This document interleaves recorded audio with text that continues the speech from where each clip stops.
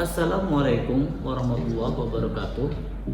Di sini kami, Agus Setiadi, Hadi Novian Salis, dan Nati Cikita Dewi ingin menyampaikan mengenai best practice sebagai tugas mata kuliah pemahaman peserta didik dan pembelajarannya.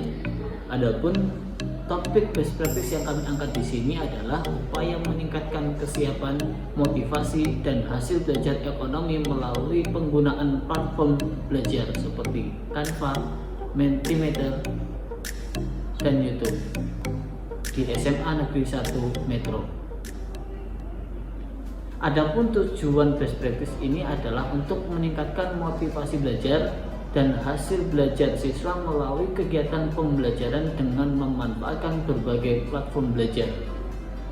Situasi best practice ini dilatar belakangi oleh adanya beberapa peserta didik pada proses pembelajaran ekonomi kelas 10 yang memiliki hasil belajar rendah.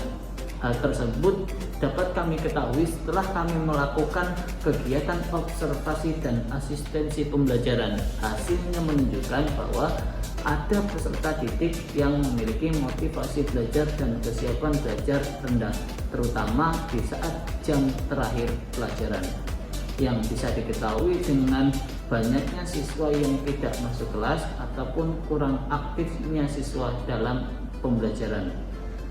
Pembelajaran juga cenderung monoton dan tidak adanya media pembelajaran yang menarik. Hal ini menjadi salah satu penyebab utamanya. Kondisi tersebut juga dikuatkan dengan adanya hasil asesmen formatif yang dilakukan oleh guru pada pembelajaran tersebut. Berikut adalah komponen pelaksana dalam best practice ini. Yang pertama adalah guru sebagai subjek praktik baik, dan yang kedua peserta didik sebagai objek praktik baik. Yang berikutnya adalah tantangan. Tantangan dalam best practice ini dapat diketahui yaitu ada 4 poin. Yang pertama, hasil belajar peserta didik yang tergolong rendah. Kemudian yang kedua adalah kurangnya asesmen awal pada pembelajaran. Dan yang ketiga, pembelajaran belum merdeka dan berpihak pada peserta didik. Dan yang keempat adalah tidak adanya media pembelajaran yang menarik.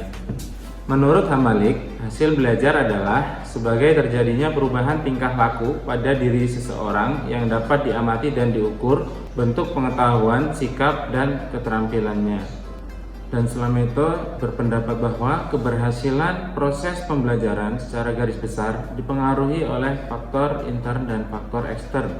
Yang pertama, faktor intern, yaitu faktor yang berasal dari diri siswa itu sendiri, yang terdiri dari faktor kesehatan, kondisi tubuh, kemudian perhatian, minat, bakat, kematangan, kesiapan, dan motif, kemudian faktor kelelahan. Yang kedua yaitu faktor ekstern, yang terdiri dari faktor keluarga, sekolah, dan masyarakat.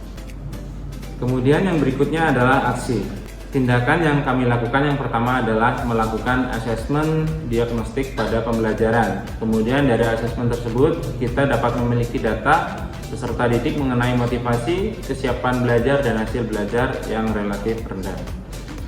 Berikut adalah beberapa hasil asesmen. Yang pertama, asesmen diagnostik kognitif di salah satu kelas.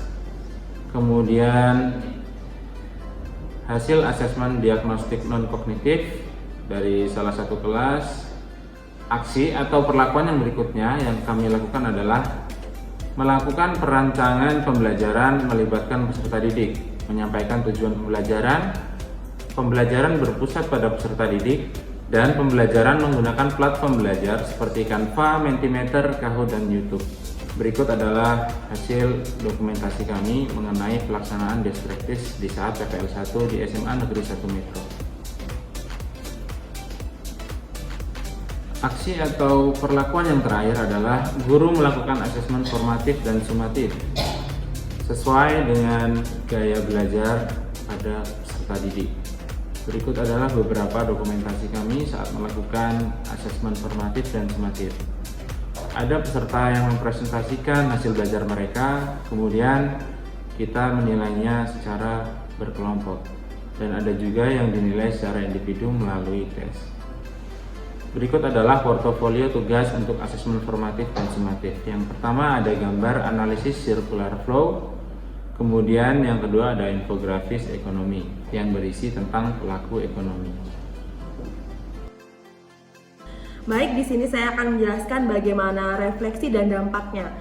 Dampak dari aksi tersebut adalah motivasi belajar peserta didik meningkat dan peserta didik memiliki kesiapan belajar pada saat pembelajaran berlangsung. Dengan kondisi tersebut, maka hasil belajar yang didapat pada asesmen formatif akan meningkat. Respon guru lain pada pembelajaran ini sangat positif. Bahkan mereka terinspirasi untuk menerapkan pembelajaran dengan platform belajar Canva, Mentimeter, Kahoot, dan YouTube. Faktor yang menjadi keberhasilan yaitu semua langkah-langkah dapat dilaksanakan dan berjalan dengan lancar. Peserta didik memiliki motivasi belajar dan kesiapan belajar sehingga pada proses pembelajaran dapat berlangsung dengan lancar. Pembelajaran dari proses ini adalah harus adanya pembaruan dalam pembelajaran agar terjadi peningkatan hasil belajar peserta didik. Demikian penyampaian dari kelompok kami. Terima kasih atas perhatiannya. Sampai jumpa dalam pembelajaran selanjutnya.